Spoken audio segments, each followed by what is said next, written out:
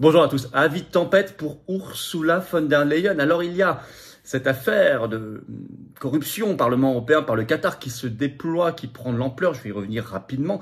Et d'ailleurs, Ursula von der Leyen, présidente de la Commission européenne, est très discrète sur ce sujet parce qu'elle a aussi d'autres affaires, elle, qui prennent de l'importance. Des autorités qui sont de plus en plus pointilleuses sur les contrats de vaccination Covid, qui veulent des informations. Ces affaires de SMS qui continuent de prendre de l'ampleur. Son mari aussi, où il y a de nouvelles révélations. Je vous explique tout cela dans cette vidéo, c'est très important. C'est très important de comprendre la corruption de ce système, parce que derrière Ursula von der Leyen, c'est l'Union européenne. Et il faut nous en libérer. Le Frexit.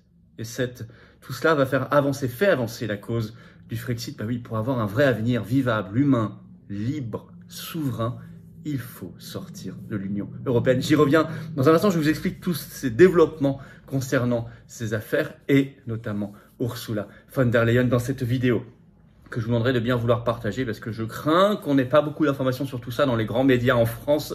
Ça, j'en suis presque même certain. Donc, n'hésitez pas à partager vraiment cette vidéo et pour cela, à vous abonner à cette chaîne, le petit bouton en dessous, s'abonner, vous cliquez, c'est instantané bien sûr et c'est gratuit. Et plus vous êtes abonné, c'est pour ça que je vous remercie de faire ce tout petit effort maintenant, plus les vidéos sont vues par des gens et sont recommandées à des gens qui ne nous connaissent pas encore, ce qui est fondamental, ce qui est très très très bien et très important. Grand merci à ceux qui se sont abonnés à la chaîne et à ceux qui vont le faire, je le sais, dans les minutes qui viennent. Je vous attends samedi 17 décembre, vous avez bien noté, hein. Grand cortège national de la résistance, départ place des Victoires, rendez-vous samedi 14h, 17 décembre. On va jusqu'à la place Pierre-Laroque où on va parler, je vais donner la parole à tous ceux qui le souhaitent, parmi les artisans, boulangers, charcutiers, bouchers et autres, mis en danger par les coupures de courant. On va faire pression pour réintégrer les suspendus qu'on n'oublie pas, c'est pour ça qu'on finit sous les fenêtres de Braun. On parlera d'ailleurs du masque obligatoire. Nous allons parler de l'appauvrissement général, de l'inflation, de la paix, bref, la résistance, tout simplement. C'est ça qui nous unit. Et vous devez tous venir et faire venir des gens, et j'en appelle à toutes les forces de liberté, de résistance, à se coaliser pour venir très nombreux dans une belle ambiance de Noël. Par ailleurs, couvrez-vous, il fera probablement un peu froid. Enfin, c'est comme ça, on est au mois de décembre. Je vous attends aux patriotes. Voilà, je vous attends aux patriotes. Là, vous retrouverez la chaleur humaine, la chaleur de l'engagement, la chaleur des convictions, la chaleur de la liberté, de la souveraineté, de la dignité, de l'humanité, du beau patriotisme. Ben, c'est ça, les patriotes. Ce sont nos valeurs, on les défend ensemble, pas séparément. Et j'espère que vous allez venir. J'espère que vous allez vous dire que cette politique avec un P majuscule, c'est pour vous. J'espère que vous allez bien comprendre qu'on se bat pour nous et nos enfants et nos petits-enfants. Parce que c'est ça le combat des patriotes, contre toute l'oligarchie. Le lien pour adhérer ou reprendre votre adhésion annuelle, c'est la plus d'un an, c'est à vous de le faire. Faites-vous ce cadeau de Noël. C'est le premier lien sous la vidéo en description. Il est également en commentaire épinglé. Il sera dans les dernières secondes de cette vidéo en cliquant là ou là sur votre écran. Sous la vidéo en description, il y a un deuxième lien pour faire un don de soutien aux patriotes nous permettant de financer nos actions car on n'a pas 1 euro de financement public cette année. Pas un. Or, on subit l'inflation. Les dons supérieurs à 500 euros ont un service dédié, c'est expliqué sur le site des Patriotes, mais dans tous les cas, c'est utile, vital et défiscalisé aux 2 tiers pour vous, comme l'adhésion et la réadhésion. Profitez de la défiscalisation sur tout ça avant le 31 décembre 2022, fenêtre d'opportunité, puisque les compteurs fiscaux seront remis à zéro le 1er janvier 2023. Je crois que c'est le moment de le faire. Bravo aux donateurs, aux réadhérents, bienvenue aux nouveaux adhérents Patriotes. Allez, avis de tempête pour Ursula von der Leyen. Oui, ça souffle fort. Et c'est bien, c'est qu'il y a des révélations tous les jours. Alors c'est quand même, mais on est dans l'ère des révélations, il se passe sur beaucoup de sujets, hein, vous l'avez bien compris. Ce qui est normal, ça, il y a toujours un retour de balancier dans l'histoire et ça n'est pas terminé. En réalité, la corruption est démasquée partout au sein de l'Union européenne, qui est j'y reviendrai, mais c'est un système qui crée par essence de la corruption, forcément. Ça ne peut être que comme ça. D'abord, la suite de l'affaire du Qatar. Alors, par le journal belge Le Soir du 11 décembre, on apprend qu'il y a, je cite, déjà 16 perquisitions dans le milieu européen, dans plusieurs communes de Bruxelles et de la périphérie. Et il y en a eu ce 12 décembre au sein même du Parlement européen. On va apprendre beaucoup de choses. Alors, Ursula von der Leyen, elle n'a pas dit grand-chose sur le sujet. Elle a finalement dit une seule phrase le 12 décembre. Elle a dit que cette affaire était, je cite, très grave. Bon. Mais le problème, c'est que pour elle, autour du Covid, il y a la multiplication des demandes de transparence, de vérité, mais aussi multiplication des soupçons et des doutes. Ainsi, j'en avais parlé dans une récente vidéo déjà, où vous aviez un représentant belge qui avait dit « On veut savoir ce qu'il y a en échange des contrats de vaccins Covid ». Il l'a dit publiquement dans une réunion à Bruxelles.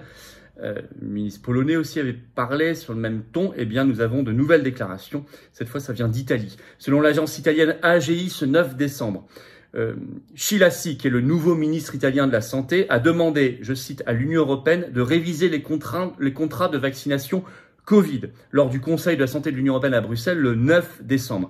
Il veut, je cite, réduire les achats contractuellement prévus. Il parle, je cite, d'excédent de vaccins.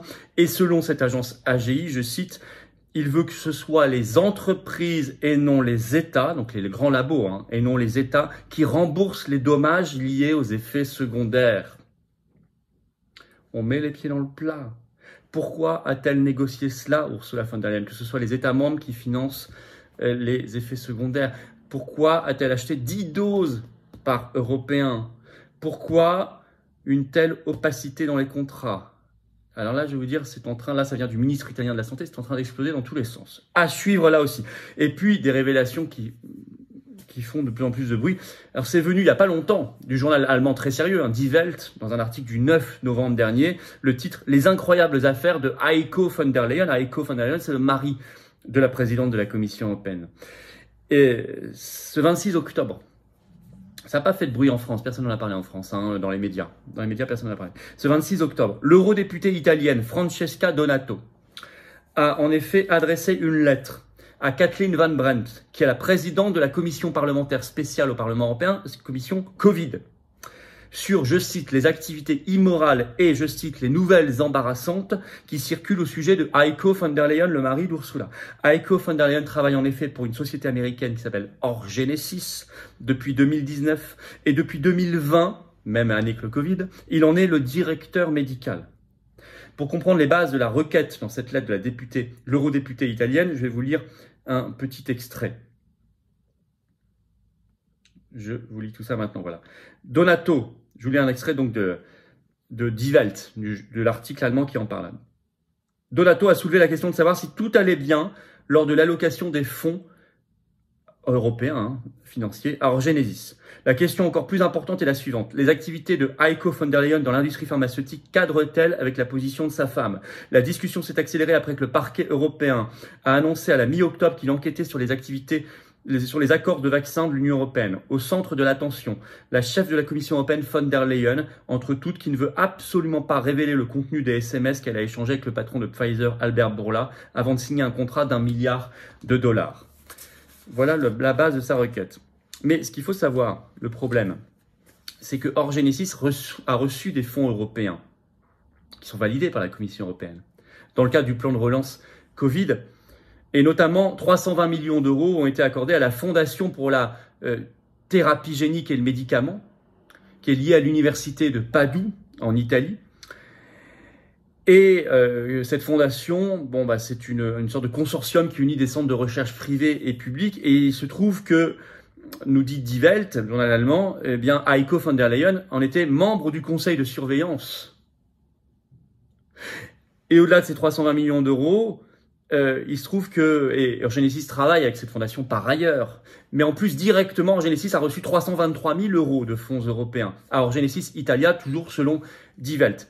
Alors, ce qui est quand même intéressant, c'est que, donc membre du conseil de surveillance de la fondation, Heiko von der Leyen a démissionné de cette fonction le 26 octobre 2022, jour de la lettre de l'eurodéputé. Le même jour.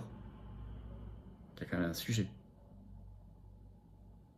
Mais par ailleurs, depuis que, ce qu'a découvert Die Welt, depuis que Heiko von der Leyen est directeur médical, donc en 2020 de Orgenesis, j'espère que vous suivez bien, c'est assez simple, eh bien, cette entreprise s'est beaucoup développée dans l'Union européenne et a reçu beaucoup de subventions européennes. Je vous donne les exemples. C'est toujours tiré de l'article de Die Welt. Par exemple, en novembre 2021, le gouvernement grec a promis une injection financière jusqu'à 32 millions d'euros à une joint venture qu'Orgenesis a conclue avec la société de biotechnologie TerraCell, selon Bloomberg. Aux Pays-Bas aussi, les gens étaient prêts à aider l'entreprise. Dans le cadre du financement d'un consortium d'entreprises de biotechnologie et d'universités, 1,2 million d'euros sont allés à Mida BioNTech, une filiale à 100% d'Orgenesis. Et Orgenesis exploite désormais une succursale en Allemagne fondée en mars 2021. Le directeur général est von der Leyen. Le siège social se trouve au dernier étage d'un immeuble de 5 étages à Munich.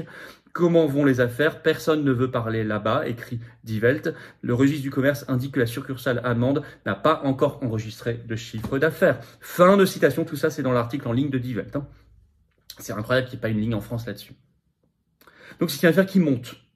D'autant qu'elle est remuée, et c'est très bien, notamment par l'eurodéputé Michel Rivasi en ce moment, qui a publié le 8 décembre, donc tout récemment, sur ce sujet, un long papier sur son blog, titré « Conflit d'intérêts, les activités dérangeantes du couple von der Leyen ».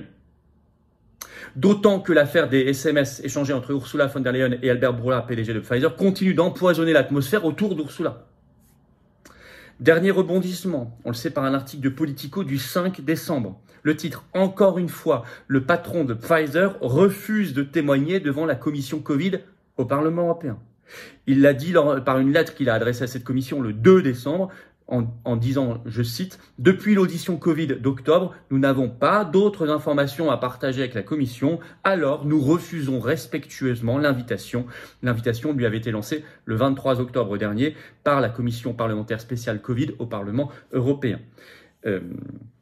Je signale que la dernière fois qu'il y a eu une audition d'un représentant de Pfizer, c'était Janine Small, qui est une cadre supérieure de Pfizer. C'était le 10 octobre dernier au Parlement européen. 4 jours plus tard, le 14 octobre, le parquet européen a annoncé l'ouverture d'une enquête sur les contrats de vaccins Covid. Bon, alors tout ça, vous voyez, ça fermente partout. On va suivre et vous serez tenus informés, bien évidemment. Mais c'est très important. En conclusion, l'Union européenne est un système de corruption par essence. Pourquoi? Parce qu'il n'y a pas de contre-pouvoir. Les contre-pouvoirs lui appartiennent. Vous voyez, il n'y a pas de séparation des pouvoirs. Il n'y a pas de peuple qui exerce une souveraineté populaire parce qu'il n'y a pas de peuple européen. Il y a des peuples. Donc tout ça n'existe pas. Il y a des lobbies surprésents. Bruxelles est la ville, je vous l'ai déjà dit de nombreuses fois, qui accueille le plus de lobbies au monde devant Washington. Vous savez, l'affaire de la corruption par le Qatar au Parlement européen a réveillé l'intérêt de l'opinion publique, et c'est tant mieux pour ce sujet, parce que c'est un sujet important. Ursula von der Leyen, honnêtement, est de plus en plus acculée.